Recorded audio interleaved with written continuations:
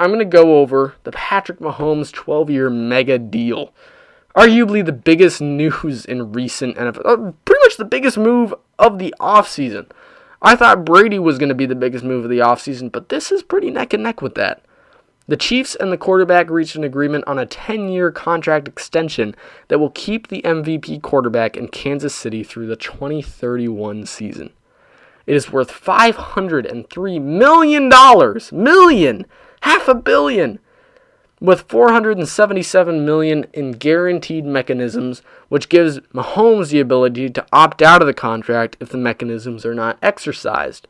Basically meaning it's pretty much guaranteed 2 years forward, every 2 years. So basically, if Cam Newton were to have a career-ending injury right now, he would not get all the money on the contract, but he would get a lot of money. And that's not the biggest concern here. This sets Mahomes up with the title of richest player in NFL history, a title that some say Mahomes does not deserve. Now, I think if there's any quarterback in the league that does deserve it, it is Mahomes. I don't see any other quarterback who deserves it more than Mahomes. I mean, Brady may be in the past, but Brady hasn't shown that kind of singularity within a team that Mahomes has. I got to give Mahomes that over Brady. Without Mahomes, that offense is not where it is. And granted, without Brady, the Patriots offense won't be where it was. But I think you get what I'm trying to say here. Mahomes has a lot of intangibles that have less to do with the team and more with what Mahomes is physically. Brady has more mental intangibles in terms of intelligence, clutchness, those types of things. Mahomes, more physical. Though granted, he is clutch because every playoff game this past playoff run, they were down 10 points in every single playoff game, including the Super Bowl, and won each one. So it shows he's pretty clutch. But obviously the question I'm going to be answering here is whether or not the Chiefs should have given Mahomes a 10-year deal. Should they have given him a 10-year deal? It's tough to tell. You know, you give a player that much money. We have seen in the past players get that type of money and end up not doing a whole ton since. We have seen that before. So you just want to make sure that Patrick Mahomes is the real deal. And I think they did that. I think that they have enough to say, hey, this is the quarterback of the future, and we're going to do whatever we need to keep this quarterback on our roster. The only problem I see here, two big problems, but the only problem with this, with what I just said, is the fact that we haven't really seen Mahomes without a star-studded roster. And when you're paying a quarterback upwards of $50 million a year, you make it really, really difficult to kind of hold on to that star-studded roster. And they just paid a defensive lineman also top-tier money. I think it's an over $80 million contract for 4 years. So clearly, they're going to be low on money in the future. So players like Travis Kelce, like Tyreek Hill, they're not going to be able to keep everyone on that roster.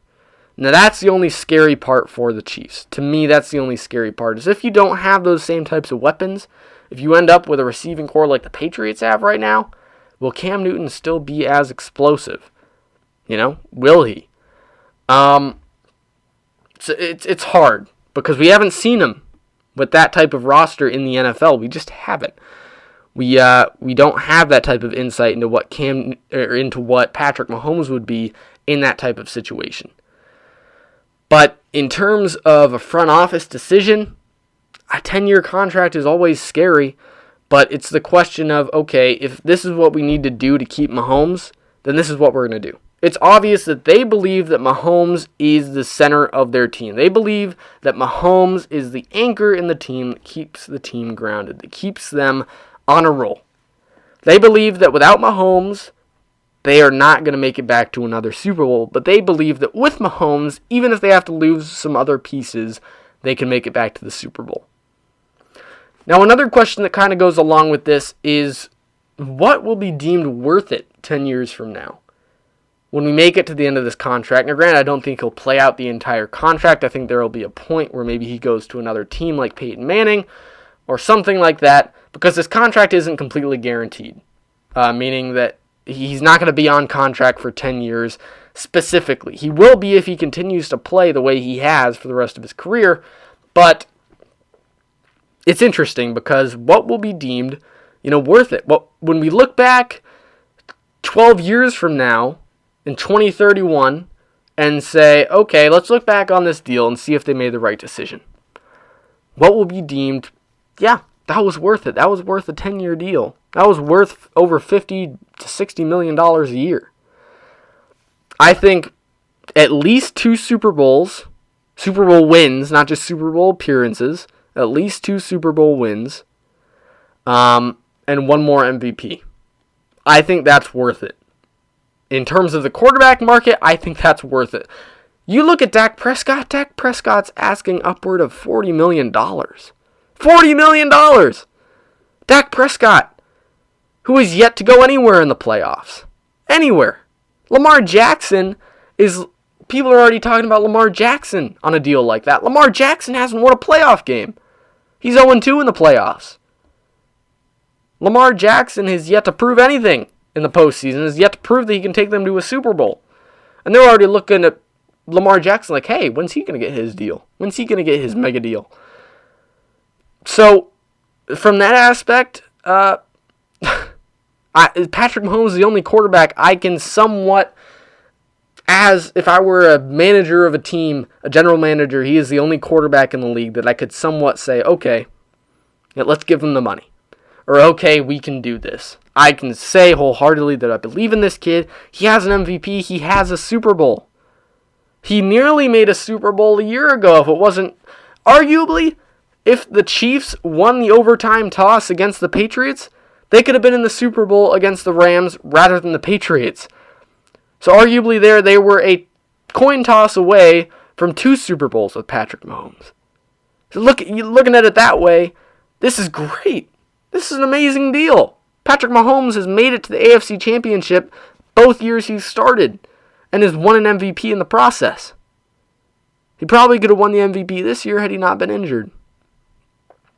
So, you look at it that way, this is a great deal. A great deal. I don't see anything wrong with it in terms of the current quarterback market.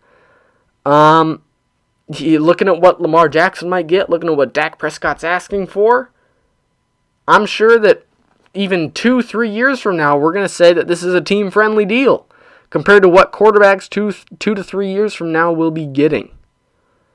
So under that aspect, this is a great deal. And Patrick Mahomes is the only quarterback in the league that I can wholeheartedly say deserves a contract like this. If someone gave me this type of contract and said, okay, pick any quarterback you think would be even slightly deserving of this, Patrick Mahomes is the only one at this point in time. Patrick Mahomes is it. So I'll end it on that note. Thank you so much for listening to the podcast or watching on YouTube. Again, follow the Instagram page. I post daily. I've started a new series on the Instagram page dropping fantasy tips. And I'll talk about that a little more on YouTube. I'm going to be dropping fantasy videos on YouTube, short 5 to 10 minute videos where I cover a certain player, how I think their fantasy season's going to go out.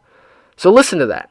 And I'm also thinking about extending it to the podcast where I kind of have four news episodes and 2 fantasy episodes a month until, of course, the NFL season, in which I would probably focus all 6 on what's going on in the league, but you get the gist. So, thank you so much for watching. It really helps to support me if you like and subscribe to the channel, if you like the video, if you follow the Instagram page.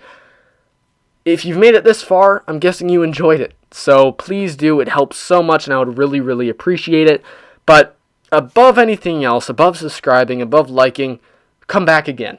And I'll see you next week on Saturday. Thank you so much for watching, and I'll see you then. Thanks for huddling up.